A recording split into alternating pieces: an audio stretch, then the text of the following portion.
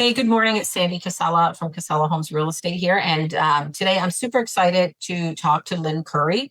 Lynn Courey is the founder and the director of, and you can correct me after in a second, Lynn, if you like, of Sashbear. And Sashbear is the worthy cause that we support. Each home sale that we do, we donate a portion of our commission to Sashbear and the fantastic work that they do. So I'm super excited to talk to Lynn today, and she'll talk a little bit about Sashbear and what they do. And we will go from there, and hopefully everybody will learn something here a little bit today. And great, thanks. So thank you, Lynn. Thank you so much for joining me. I really appreciate it. And I'm just wondering if you could maybe tell us a little bit about yourself, introduce yourself, tell us a little bit about Sashbear, and yeah, we'll start from there. Let's start from there. Well, Sandy, first of all, thank you. Thank you for having me to be able to share about Sashbear work. It's really like an honor for me and a privilege to be with you today to discuss the important work that Sashbear does in the community. So yeah, let's discuss and get to it. Okay, amazing.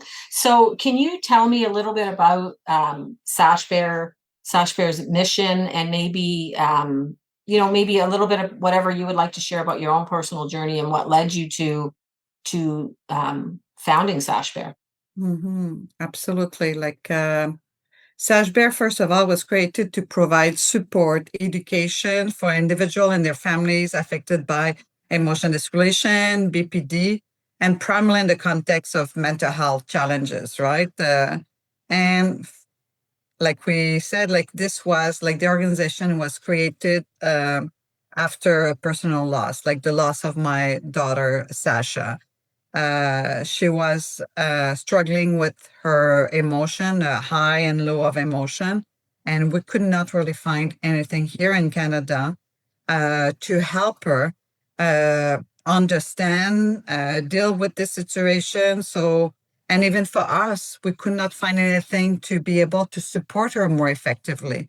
So this was very, very difficult, and unfortunately, I believe this is what made her die by suicide. And she was only 20.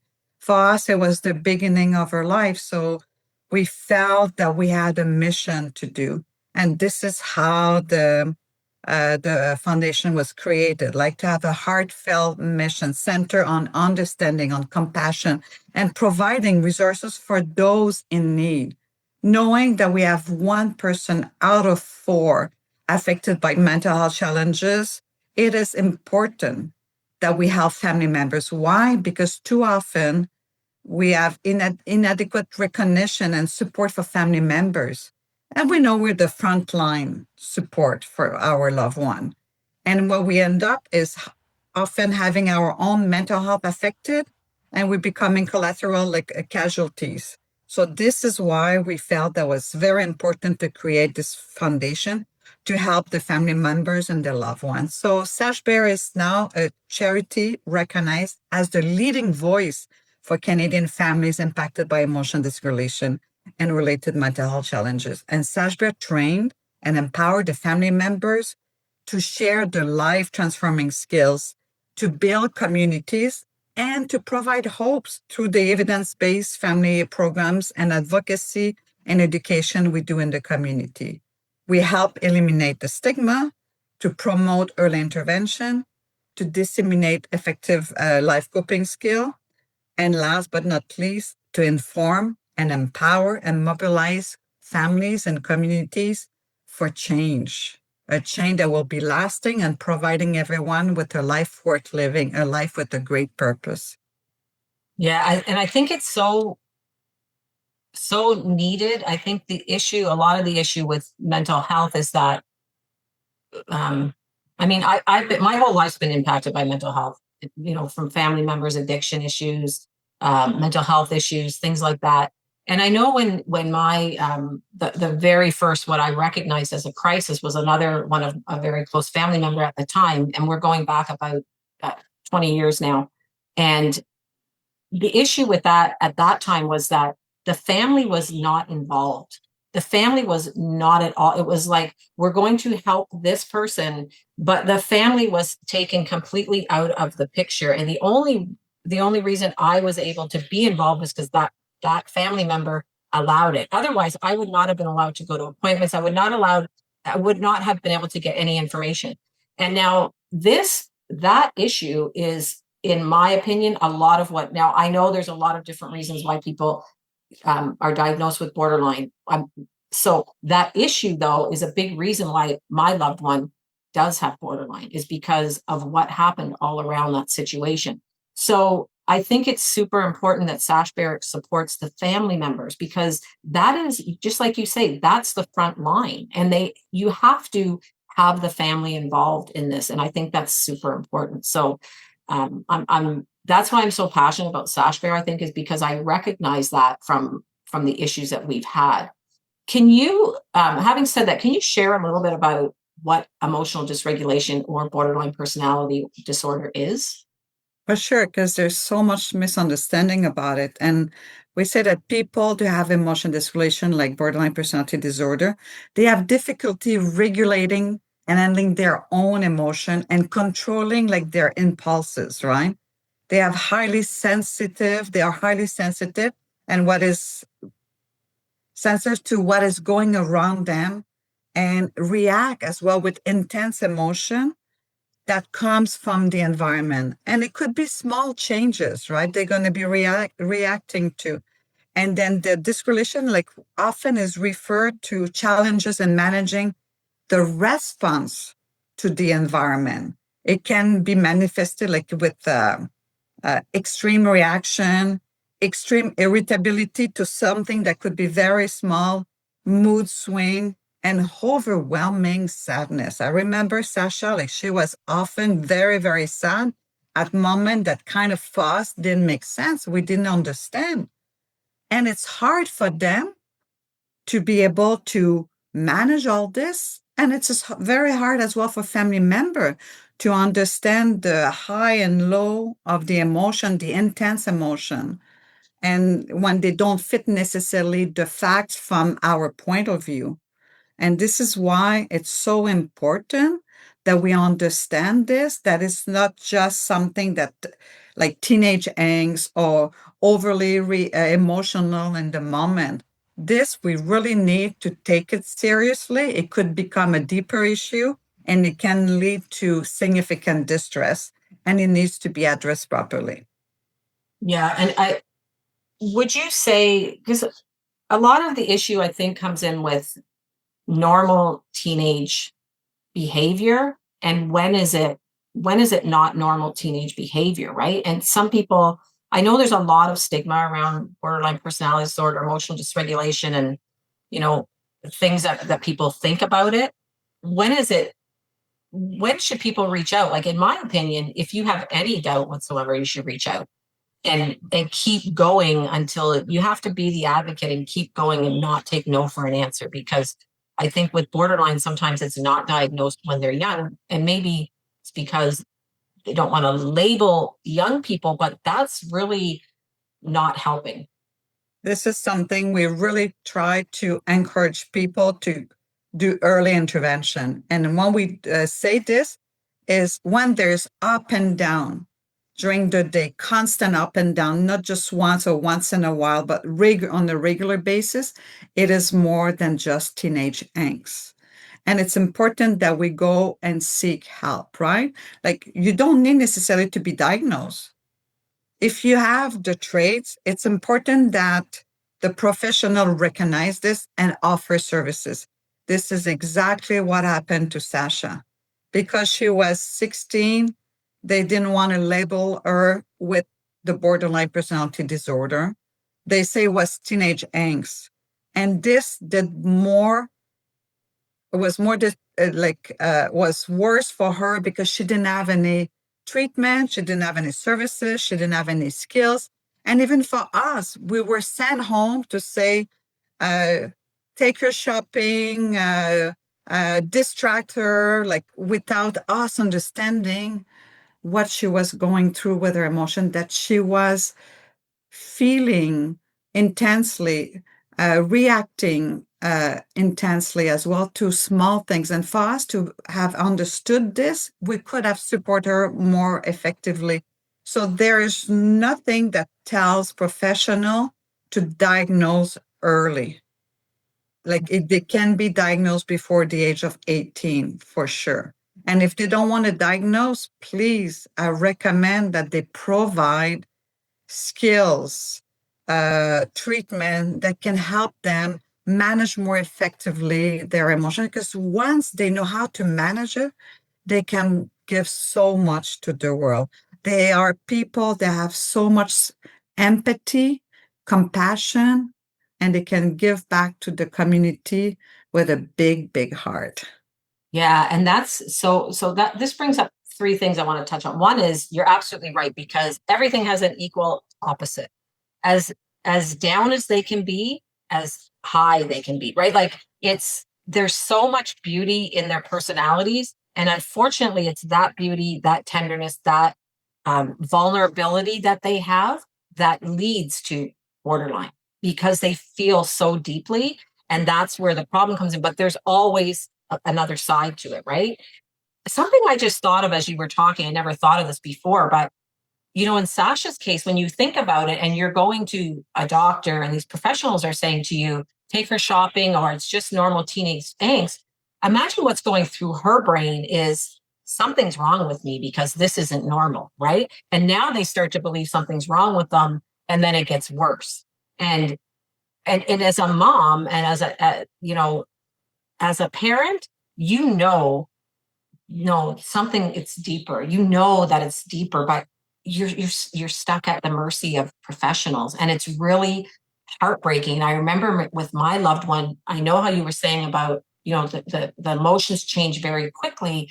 Is I kept saying something's not right, and I was researching and I was thinking, this sounds it seems a lot like bipolar disorder, although like the mood swings are just too quick. Like it could be like you're having a great day and I make one comment and all of a sudden it's like sky high. The mood, the emotion's gone sky high. And I was like, okay, that's not how bipolar works. So I've never heard of borderline personality disorder until my loved one was diagnosed.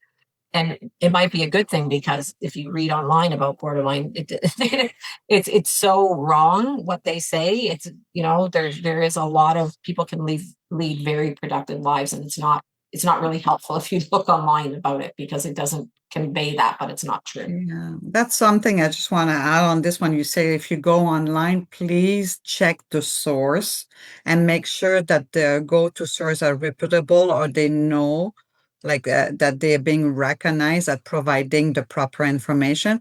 Because BPD, borderline personality disorder, emotional dysregulation, has now a diagnostic that has the best prognostic. Why? Because we have evidence-based program that can help loved one regain balance in their life, to be on the path of recovery and to know how to manage the high and the low of their emotion. Because when I was with a loved one not too long ago doing a presentation, and she was saying, it's not because you have high emotion that this is bad, is how you manage them. And she was saying, when I go to a big concert, I have high emotion, Mm, and these fits the facts at the time. It's just to be able to manage them appropriately with the facts, right? And this is what, like, when we look at the like a therapy, like the dialectic behavior therapy, it really helps the loved one to be able to manage effectively, and for the family member to have a subset of those skills. So this way we're speaking the same language and yeah, we can support each other. And then it becomes a we instead of us supporting the loved one. We're together supporting her or supporting them moving forward, right? yeah. And I know you said earlier, just one thing I want to clarify, because I know you said earlier, seemingly or small things will set off a reaction. To us, they may seem small, and that's where the issue comes in. To the loved one who has borderline or who is emotionally dysregulated, they are not small things. To us, they're small things. So that's where the family dynamic comes in, where we need to be able to understand that perspective that this might be no big deal to us, but it is a big deal to them, and it sets off reactions. And that's the best way for the family to be able to Mhm. understand and help. It's very important to make this distinction, right? Something that is small for us could be something really big for them. It's just for, as a family member, it's hard to see that perspective. And this is what we teach family member, right? To be able to move themselves from and go to the side of the loved one to see it from their own experience, from their own eyes, and to recognize that for them, it makes sense that this is a big thing considering what they're going through, right? Like with the emotion, the intensity that they are feeling it, right? And then for us to take a step back and to be able to validate their experience going through this situation, right? Yeah. Even though it's something small for us, for them it's something big that they need to be supported in order for them to go through it and regain and to go back to the baseline of what their emotion should be, right? Yeah, and there's no really, in my opinion, there is no downside to dialectical behavioral therapy or some version of it, because everybody can use it, right? I've taken dialectical behavioral therapy in support of my loved one, and the funny part is, she had mentioned to me that I should take it, and I thought to myself, oh, that's good. I'll take that so I can help her. And I got halfway through that program and just started crying one day, and I was like, oh my god, like I need this, I can use this. So there's Mhm. no real downside to it. If you suspect that there's an issue and you get some help, this helps everybody. One of my other children took the family connections program in support of his sibling and uses it with his young children. And imagine that we were taught this as parents. Imagine that this was taught in schools, how to manage your emotions. All of this stuff would lead to so much, like, just everything so much better. There's no doubt. Mhm. This is another good point you bring because when family members come and do the program, the family connection program, they want to fix their loved one or help their loved one. And then, like you said, from the start, from the moment they're realizing, oh, those skills are for me after all, right? But Yes. by using them, by applying them, then we're modeling the skills for Yes. our loved one. And this is the beauty of it. It becomes a we, like I said before, right? And then we're speaking the same language and we know the impact and the effect of the skills. So it's easier after this to apply it and to show how impactful it is to our loved one. And then they become curious and say, Yeah. I can see a difference. Maybe I could try this too, right? Yeah. And I think, do you I was going to ask maybe about if you could share maybe a story of somebody that you know, maybe a story or something that someone who's maybe benefited from it that you could share. I mean, listen, I just have to preface this by saying I know that I am one of them, and I know that there are hundreds and hundreds and hundreds, if not thousands of people who benefited. But I just think for the sake of an example, if you could share one story. Yeah, like I'll go a very simple example, right? Like we have many, and I'm thinking of one family in particular that when she came in, like she was crying, not to do with her loved one and things like this. And when they do the family connection program, it's a 12-week program. But she had told us that from the moment that she attended the first session, already there was a change, there was a benefit for her because then she felt that she wasn't alone, that the people that were they were in situations similar, not the same, but very similar to what she was going through. And then the facilitator that were live experience themselves, that are going through experience similar to them with their loved one, were able to understand, to validate, not to judge, and then to bring them support. And not only that, to bring them after like the 10 or 11 other weeks, a toolbox of skills that they can use for themselves and then their loved one in order to be more effective. And it brought them a lot of resilience and a lot of hope for the future, for themselves and their loved one. And not only that, together, that now they were rebuilding a life together. And that was so powerful to hear that testimonial. Yeah, I know. Yeah, it's very emotional for me Mhm. to hear these stories because I know what we've been through and I know the power of this. And it's, to think that from your tragedy, you have taken that and not just become bitter about life, but taken it to improve so many other lives is truly incredible. Right. There's a lot of people who would just go through life complaining that, oh my God, this happened. And, and it would ruin the rest of their lives. And your family has taken this on. And I just think it's so wonderful. So, I have to say, like, when Sasha passed away, like she had a journal, and one piece of her journal, she was saying uh, that when she was helping others, this was really helping her in her own situation. And that sentence really resonated with me mhm, because I have to say, I was in bed, struggling, crying, and really wondering, like with a lot of shame, a lot of yeah, guilt. And this really helped me to say, like we were looking for support, we couldn't find it. So we need to do something about it and to transform the landscape for family members and their loved one.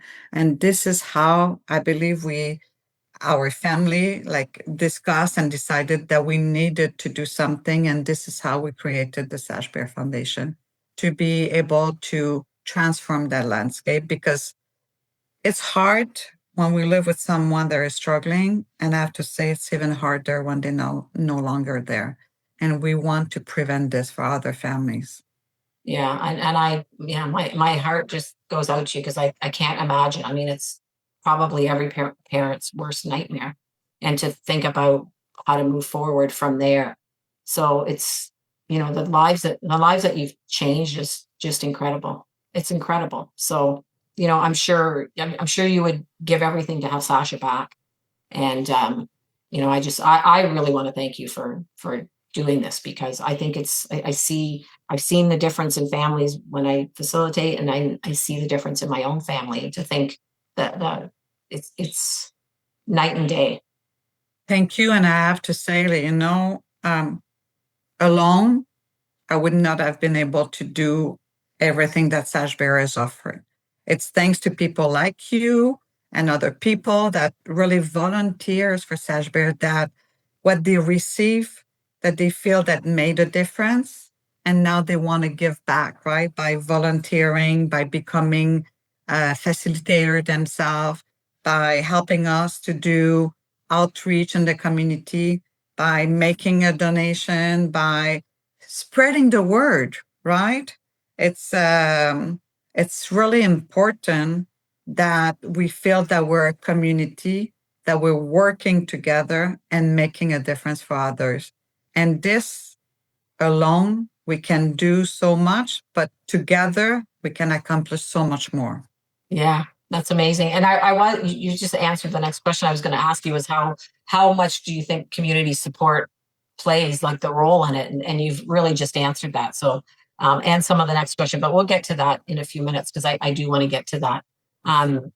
What can you tell me a little bit about the programs that Sash Bear offers? We've talked about family connections and maybe just elaborate on that and some of the other programs that Sash Bear does offer. Sure. Like I would say, like from the moment that people sign up from Sashbear, we're trying to offer continuity of care that they're not alone from the moment they sign up. So when people sign up, they have access to over 60 recording from experts from all over in the world on different topics such as like eating disorders, substance use, anxiety, obsessive disorder, compulsive disorder, on emotion dysregulation. Most of them are based on the dialectical behavior therapy. And it's offer free. And then if they want, they can access as well the presentation live because we offer it once a month. So at the moment you sign up with Sashbear, you have access to this. And then they have access to the Essential Starter skill set. We're providing a small toolbox of skills that they can use just to try to understand better their loved one, to see the perspective of their loved one before providing the course of the Family Connection, which is a 12-week program. It's an evidence-based program offered by family members that went through the program that now they want to give back. So this is one way to really give back to the community by offering those programming. And then we offer as well support groups. Once you're done our programming, you can come once a month as well to refresh your skills or to review some of the skills that maybe at the time you didn't need, but now like other skills is required. So by attending those sessions once a month, it's helping you. I always said at the beginning, we're offering you a little Berlitz book, right? With some of the sentences that you can get by with the Essential Starter skill set. And then after this, we're trying to make you bilingual with the Family Connection.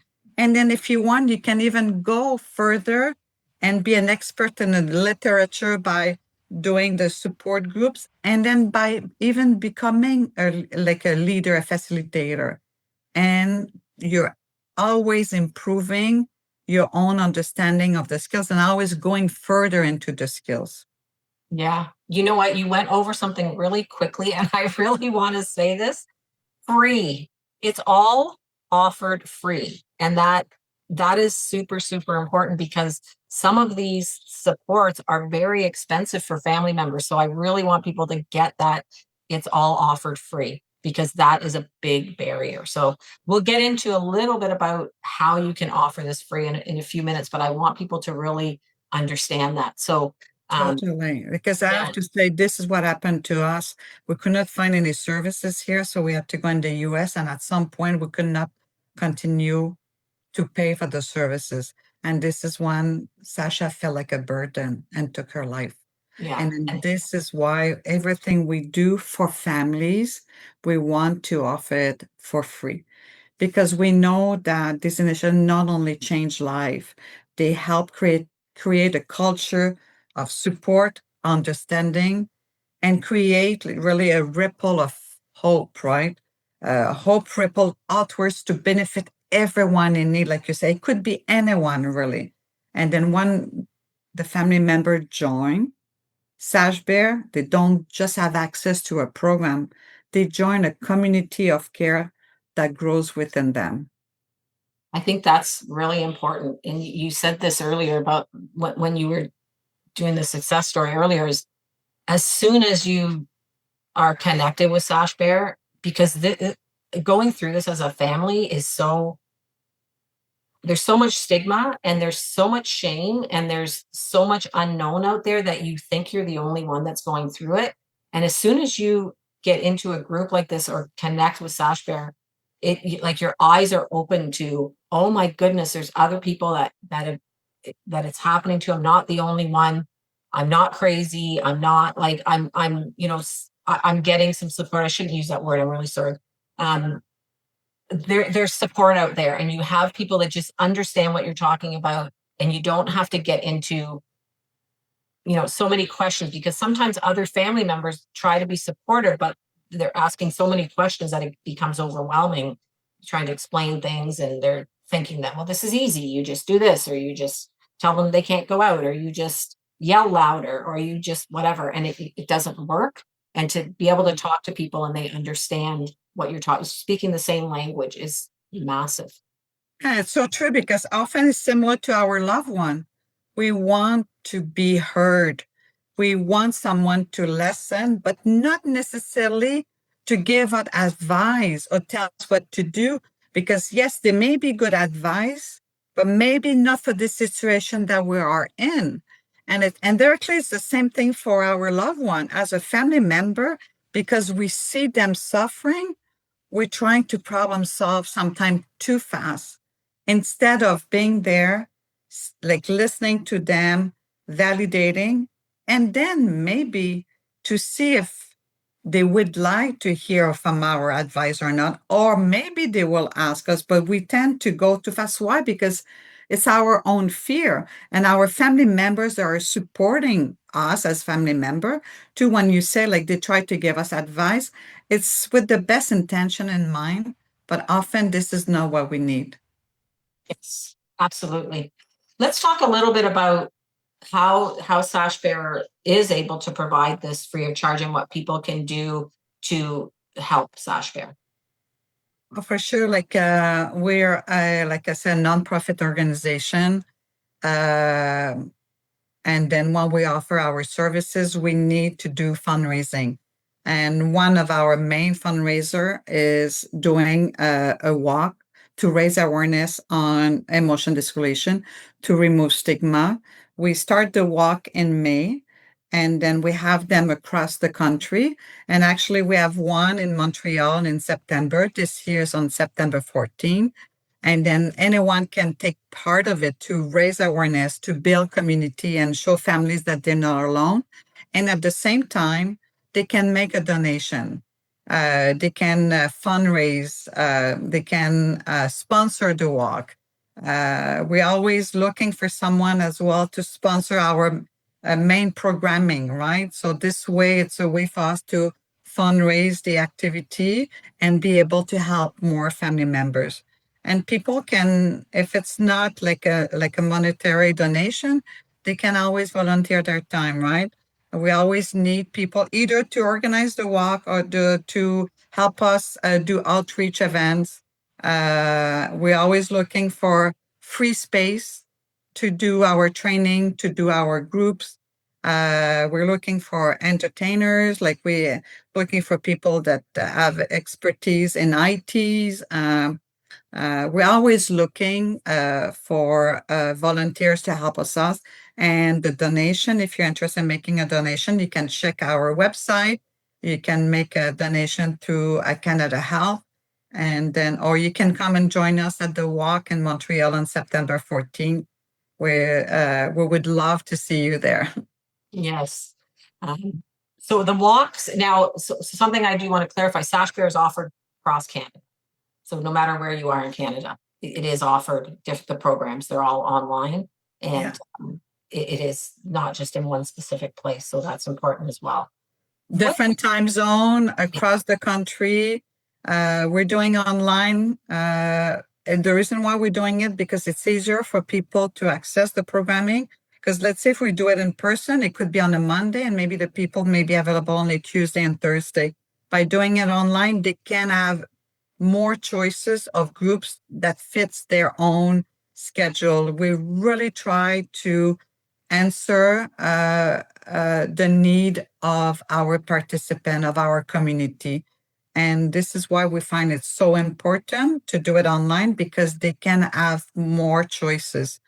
Not only that, like we try to do our groups according, like I said, to their needs. So if they're supporting a loved one that is under 18, we will be able to offer them a group of participants that have similar experience to them, right? Yes. This is the beauty of doing it online. Yeah. And that's, and just to clarify, this is the Family Connections program is for the family members who are supporting someone. It isn't for the person who is struggling with the emotional dysregulation. It's for the family members, which in turn helps the family member. So I think I think it's such a great program. I know that the vast majority of people involved in Sashbear are volunteers, and the facilitators who run the programs have lived experience. We're not professionals, but have lived experience and been through it, which is really important. So um, I think there's so many ways to get involved, not just, money is one way. Obviously, you always need money, but also, like you say, the experience or just the spreading the word, letting other people know about it, passing it on. So for what would you say is, what would you say to the person who's listening to this and maybe just curious about if this is something that they could benefit from? First of all, I want to say that when you volunteer for Sash Bear, You just don't give your time. You're giving hope to others. And it's so key. You have family feels that they're not alone, that they build connection, that they create communities where compassion is key, strong, and remove stigma. And this is why I believe it's so important to volunteer. And then when you volunteer for a Sash Bear, you really create a ripple of hope. And then sometimes it could be just by sharing your own story, right? This has a lot of power. It removes barriers, right? Walls. It creates connection. It brings the community together. So like you said, it's not just monetary. There's so many other ways. And then when we do our program, we include loved ones to share their own experience, the testimony of the impact of the family member using now the skills they learn.